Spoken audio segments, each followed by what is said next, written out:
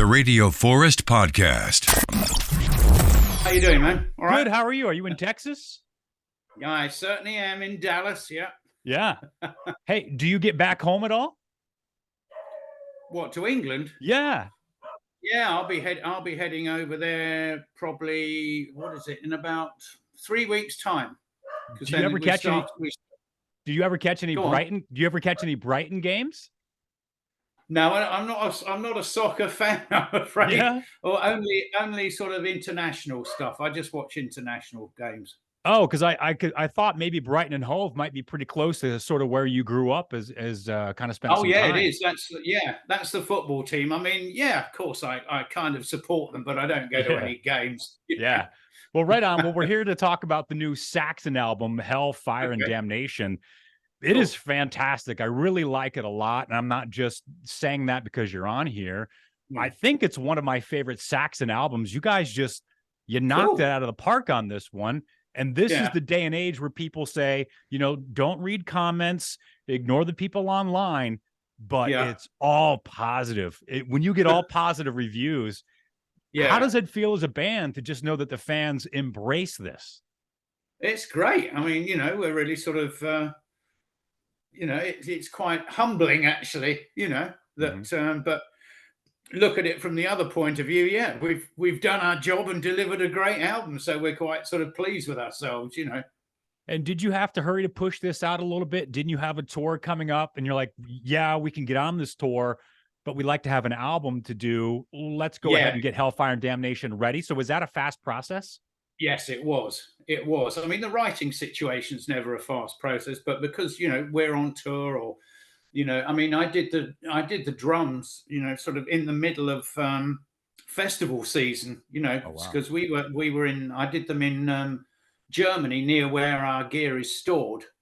So we had a break from, I think it was about 2 weeks or something, or 10 days, something like that, as a break between festival gigs. So that, right, let's get the drums down. Yeah. So it was like, no, it was great, but it was hard. It was, a quick job. We had to get it done. And that has to be difficult because then when the timeline moves, you've got a lot of different pieces with the band. And what about working with Andy? Because he's always got 4 or 5 things going on. I'm pretty sure he's part of the new Judas Priest coming out. So he's got to be busy, right? You can't just be like, oh, never mind, we're starting today. Somebody in the band has to be like, I can't. No, I mean, we're fine with it, really. But yeah, we had to sort of work around Andy as well. Mm-hmm. But, we just said to Andy, look, we've got to get it out this time. And he said, well, I've got this time there and I can do it. So bang, we were in, But then again, I mean, it was done pretty quick. But then again, we don't sort of, I mean, me, myself, personally, I don't let anything go just for the sake of getting it done. I'm very fussy about my performance, drum sounds, as is everyone in the band, How do you guys, as a band, then how do you record the drums? A lot of bands seems like they track those first. Do you do those all alone and do those first like most bands, or is it kind of more of a live jam style? No, I mean, I do them, generally I do them on my own. I actually prefer to do it that way because I've said this before, actually, in the past when you used to, play live, so to speak, for me, I think probably my first 4 takes are the best takes. Yeah. Because it's like fresh, right? Yeah. So I might be doing a great take. I mean, I've done a lot of first takes, which I'm quite pleased about, really. Mm-hmm. But more by luck than anything else. But anyway, it tends to be that my sort of groove is best in the early takes. And I might be doing a great track, and if you got someone else on the track there, they might screw up towards the end, and then it's like, damn, got to stop. Oh yeah, and you're playing great, and you're like, we got to do that again. over. I mean, I always play to a click track. Sure. I like to make sure that the groove's right and play to a click. But it's sort of think, okay, I'm doing a great take here. Someone screwed up. Do I keep going? But they probably can't hear the click. So when I keep going, they've forgotten. They don't know where to come back in because they don't know where in the song I am. Yeah, that makes sense. So you have to stop. And then, we do another take and, maybe I screw up something or click some sticks or something like that. So you got to stop again. Whereas if I'm on my own, and you get to this point where I've just got to get through this track so we can get on to the next one. So I sort of feel you don't go for it. You play a bit safe, Whereas if I'm playing with a click track on my own, I can go for it. I haven't got to worry about anyone else screwing up. The onus falls on me if I screw up. Yeah. But then I can drop in to the click track, or I might play a fill in the middle of the song. I don't like that. Let's drop me in, bang, and I'll put another one in. Yeah. And because I can play to a click, it's seamless. What about the fills on a song like Fire and Steel? Because first of all, that song starts out with you just going crazy, but there's a lot of work. There's a lot of work in there like that. So 2 questions. Yeah. How did you come up with a lot of those fills, maybe for the album and more specifically that song? But also, how many songs can you lay down then in a day when you're recording an album? I'd imagine a song like Fire and Steel, I'd be exhausted at the end of one take on that song. Yeah, that was as I say to other people, that we sort of have a phrase in England. It's like last one home makes the tea, because it's so fast. Yeah. But I mean, that's a pretty exhausting song to sort of play. But once you settle into it, then it's not so bad. But no, a lot of the fills I make up as I go. Yeah. Because I like to play a bit from the heart, if you know what I mean. It's like, and I'll just go for something. And again, because no one else is playing, if I screw up, as I say, stop, let's start again. Well, let me ask you then, let's go back a little bit in your career. I'm really interested on your work with Asia on that album that you were a part of. What all did you do on that album? I'm having a hard time hearing when you're on there, what songs are you, or finding a place that has each song written out. Because you didn't do all the songs, right? You didn't do all the drums for that. No. There were several. I mean, Simon Phillips, I think, was on a track, and some other guys were on stuff. I mean, there were several songs actually I did in the same session that came out on their Archiver albums. Yeah. Their sort of compilation albums. So there's a couple of tracks on those that I did as well that weren't on the main album. I'm trying to remember what tracks I was on. Actually. You got to look at a royalty check to see what you did. Oh God. The Last Cry, I think, was one, or Far Cry was one. I can't remember, to be quite honest with you. Yeah, it was quite a while ago. We actually did the drums for that in my hometown in Brighton. Oh, okay. In a studio there, because Jeff and who's the original owner of Advision moved the studio down to an old church in Brighton, so that's where we did them. So is that through your connection with Steve Howe? You've known him for a while, right?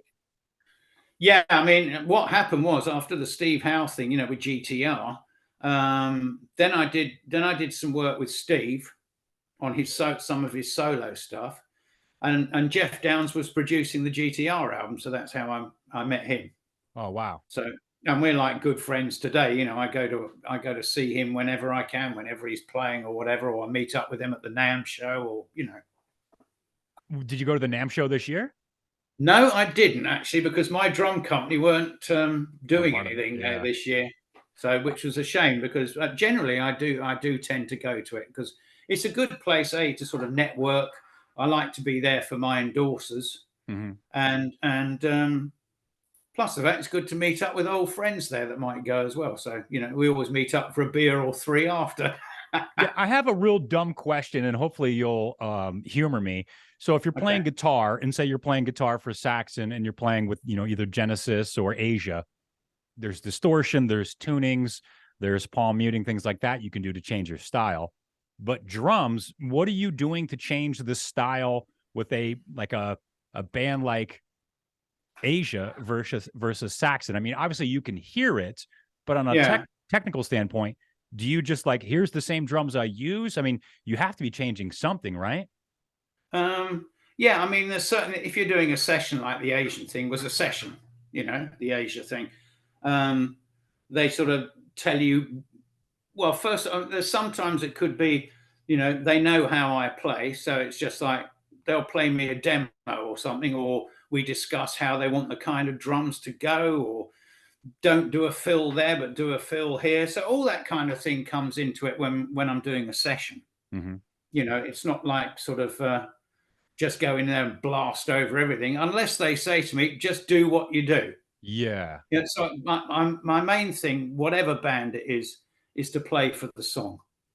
Yeah, and you've done a lot of session work, so I guess that makes sense. You're like, I'm here to work for the band. I know what they're looking for, and I know how to fit in.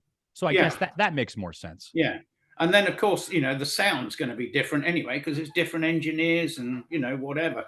Yeah. Sometimes I might do a session where I don't take my kit. I'll use a kit that's in the studio.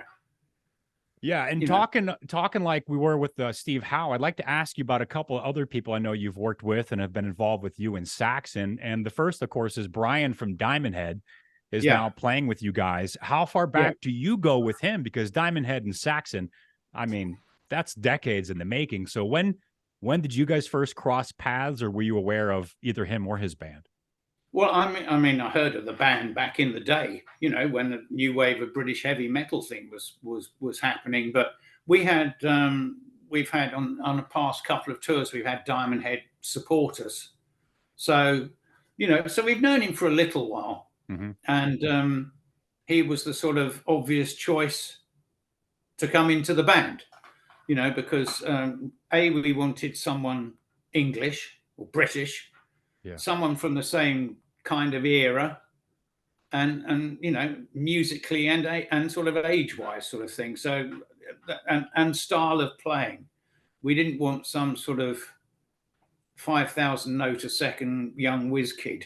Yeah. I mean, when Paul announced that he was leaving, I mean, God Almighty! I mean, the net just going. We were getting so many emails from people. I want to join. I want to be in Saxon. Yeah. Oh my God! Look how fast ridiculous. I can play. I can do it. Exactly, and that's not what we wanted. And Brian's just slotted in perfectly. Can I say though, as a fan, how much I appreciate that? Because, you know, iconic bands that have been doing this for a while will get a new player. A lot of times a guitar player, and then you look at the press photo and you're like, one dude in there is 20 years younger. So someone that doesn't know the history of the band go, who's that guy? You're like, oh, that's the new guitarist. But it's like now it's just like, oh, it's Diamond Head, like, or it's the same guys. I think it kind of makes it more of like a Saxon club, and I like that. No offense to the new guys, but I like it. Yeah, no, that's a good way of looking at it. Yeah, definitely. How about you and Lemmy? Because I know. Obviously the band has known him for a long time. There's the documentary, there's videos, there's songs back and forth. So when you come into Saxon, what's your history, or what's your place moving forward with Lemmy and Motorhead? Well, I think it was in 82, which was I joined Saxon at the end of 81. I think it was 82. We did a gig with them at Hackney. It was an open air sort of semi festival. And then we played some German festivals with them. And actually at that time, what's his name? Brian from Thin Lizzy was playing with them. And so that was a bit weird because it wasn't Fast Eddie. Yeah. But no, I mean, we've sort of, you know, we did a lot of tours with Motorhead in the past sort of thing. I mean, I'm still really good friends with Phil Campbell. I've known Phil since 1977 anyway. Oh, wow. Pre-Motorhead, because he used to come and see. He was a friend of the singer in my first professional band, a band called Krakatoa. And he knew Terry, the singer.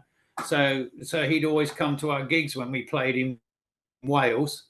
Wow. So that's how long I've known Phil. So we're great mates. We keep in touch quite regularly. Awesome.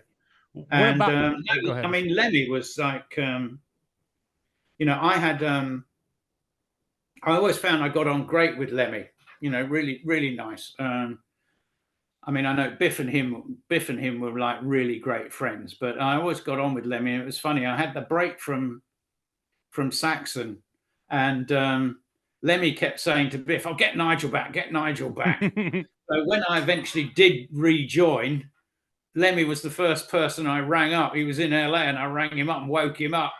Oh, that's awesome. I'm back in Saxon. Guess what? I'm back. He went, great. Now go away. I'm going back to sleep. Do you know if did Biff happen to get one of those bullets with his ashes in it? I know they were close, and you know, you just said that as well. I think he did, actually. I have a feeling he might have done. I couldn't tell you 100%. But again, I mean, towards the end with Lemmy, you know, I had that sort of brain aneurysm thing in 2014. And when we were touring with Lemmy, the last tour we did before he died, you know, I was always sort of, after they sound check, go, "Hi, Lem, how you doing? How are you?" And he'd go, "I'm fine. But more importantly, how are you?" Wow. And that really touched me. You know, it was great. So. What about? I'd like to get back to some of your health issues that you've touched upon, but what about Metallica? They've been huge fans of you since since they were teens, like 17, 18. Lars is wearing a Saxon shirt, and people are like, "How do you know this band in America?" So, what's been your experience running into those guys, or hearing from them, or any connection to Metallica? I think it was Rock am Ring or something. I can't remember where it was, but you know, a few years ago. So they invited us down there. So we went down there.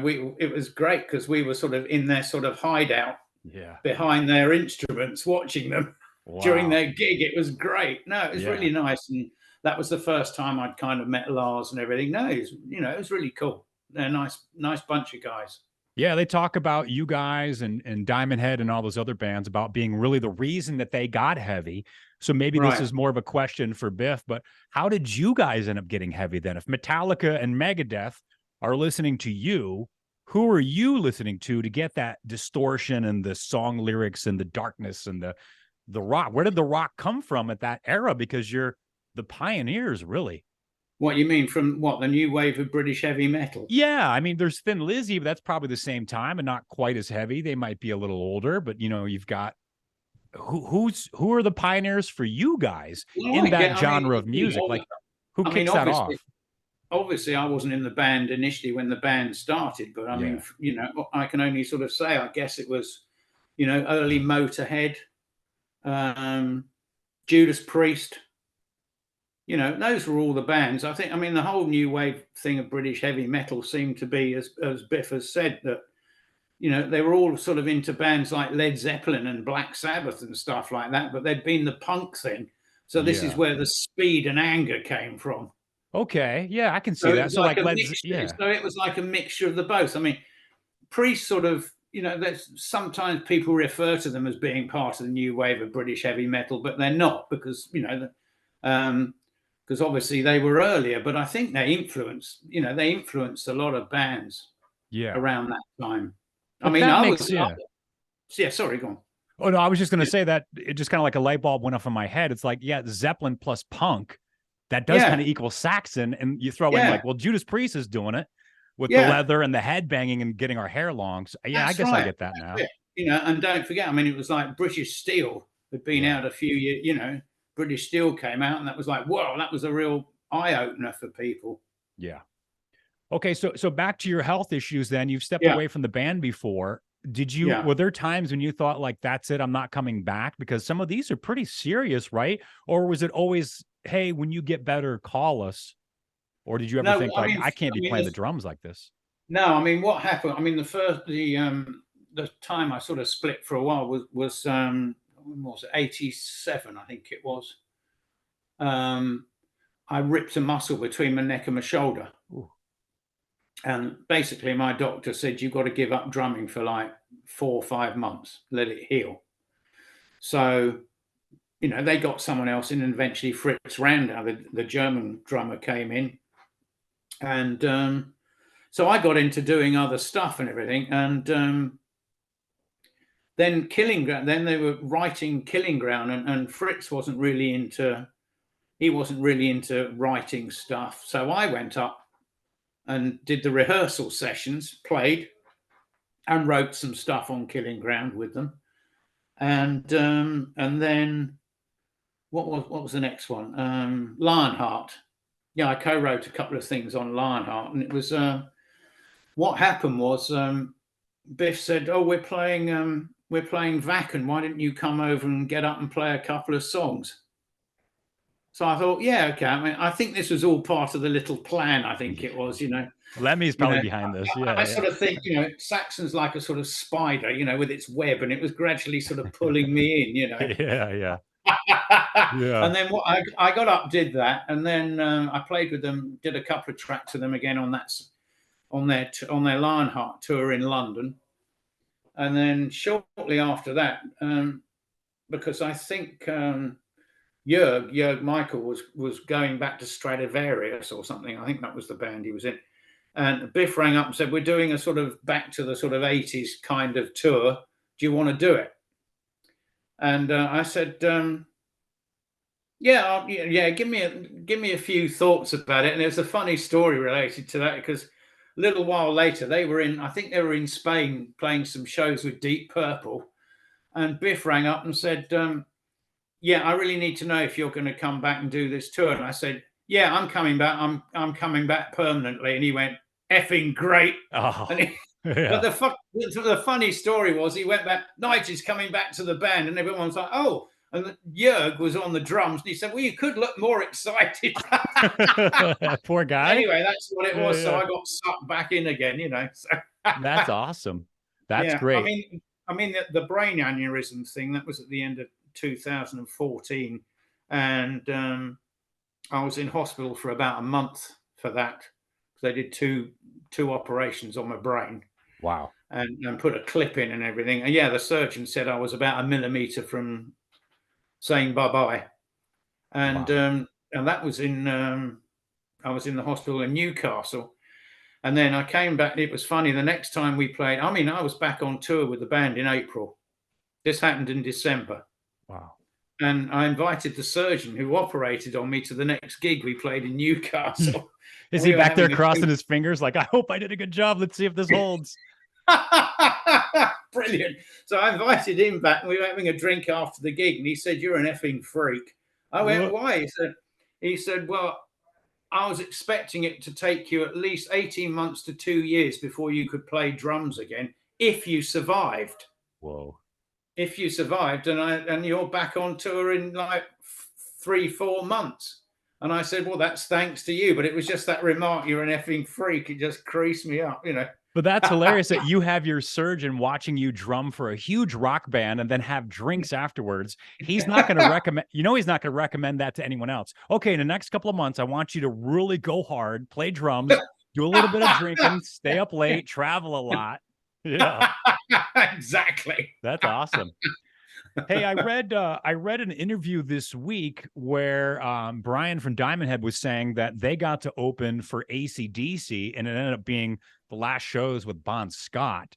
And then I was wondering, surely Saxon and AC/DC in the early days crossed paths, but then with the timeline of you coming in, I just don't know where you would overlap with that band. And no, I mean, I've never seen AC/DC live, never. I mean, I always remember, though, we were on that first tour I did with Saxon. I think it was the first tour. We were doing 2 nights at Newcastle City Hall, and Brian came down, and we all went out for a curry.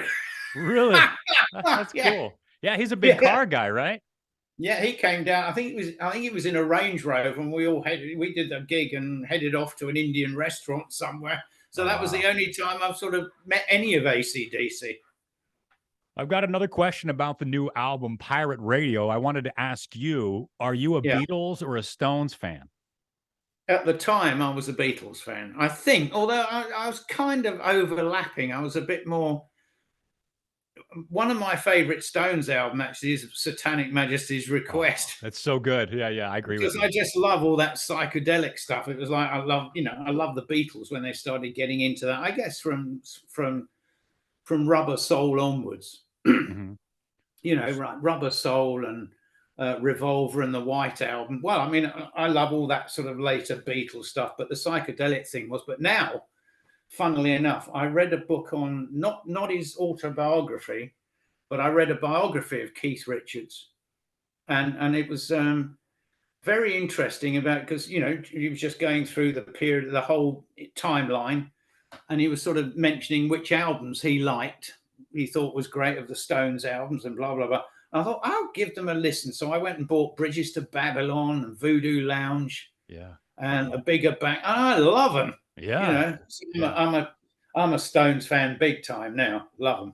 So were you in Brighton and Hove then when these bands are clubbing or touring or getting huge or just being in the media in the US? You're a little bit closer than I am. So what was that like for you when it hits a little bit closer to home?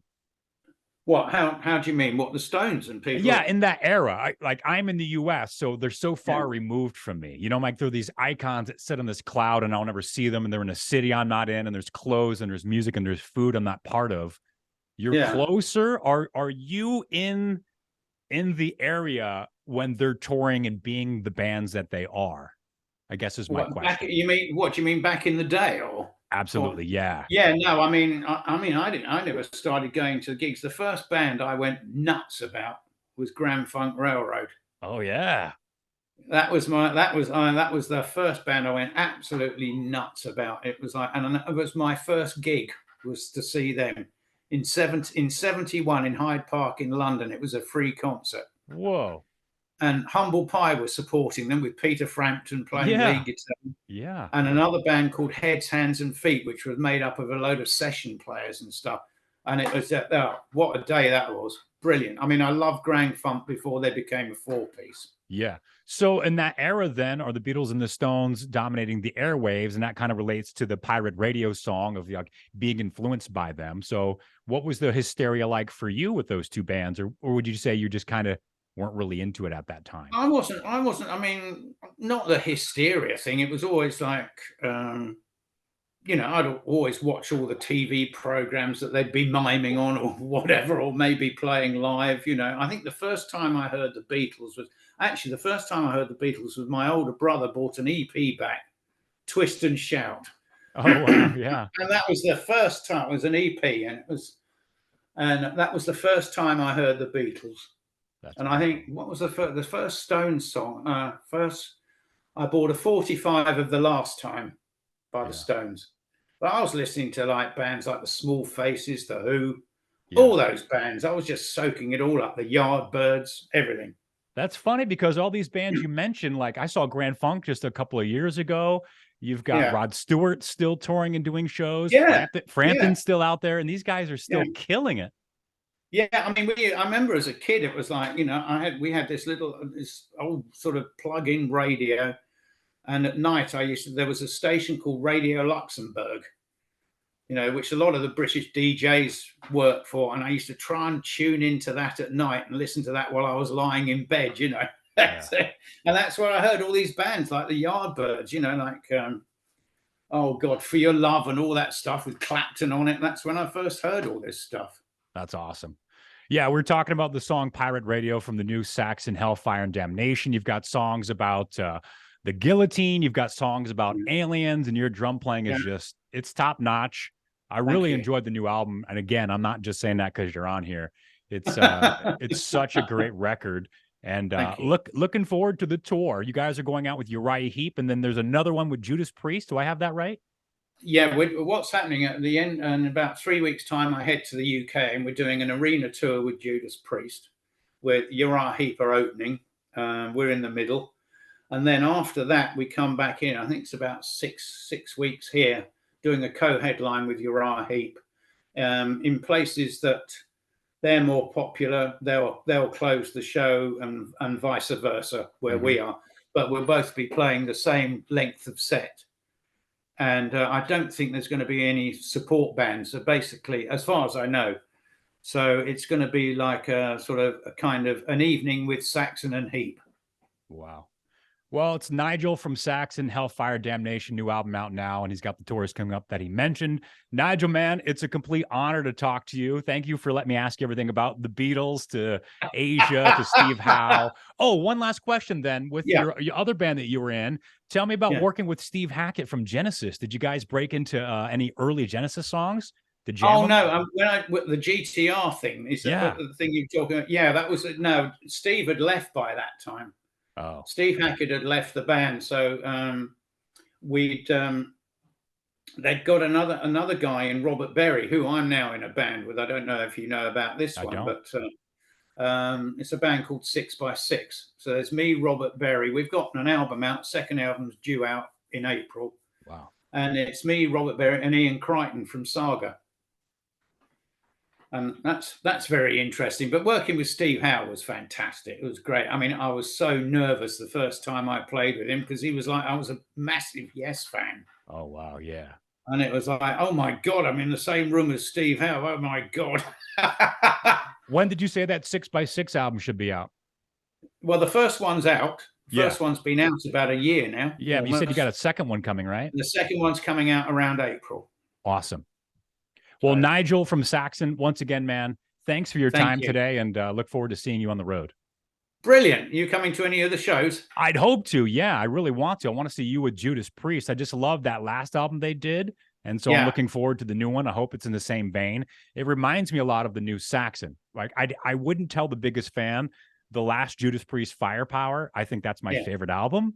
And Hellfire and Damnation, I think that's my favorite Saxon album because it's updated, but it's classic. And you've got maybe it's Andy's stamp on it. It's so clear, but it's so in the vein of what you do. Yeah. The production Andy's done is great. He's always fun to work with. And I've said this before. He actually gets what we're about.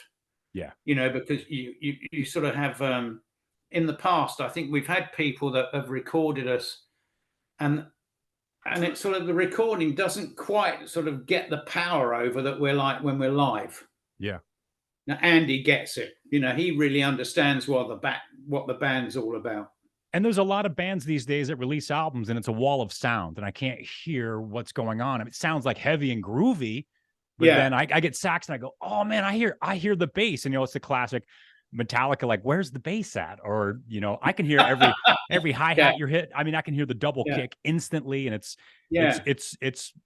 dumbed down, but it's so polished and great. I like it. No, I know what you meant. Again, in the past, it was like, you know, everyone, I think in the 80s, everyone was trying to get this sort of Mutt Lange snare drum sound or all these hair metal bands or whatever. And it was like, I mean, I did it. It was like, where's my bloody hi-hat? Yeah. You know, I can hear the snare drum. And where's everything else? Whereas Andy just gets it, you know. Yeah. Brilliant. Well, the production's really good. And it's on that Asia album too. So I didn't know if that must just be you then. Because that's both of those albums are super clear and the production's great on both of them. Great. I'm saying that's all because of you. Thank you very much. I don't know if that's true, but I'll take it. All right, Nigel. I'll see you later. Thanks for talking to me today. Yeah, brilliant. Thanks a lot, man. All right, bye-bye.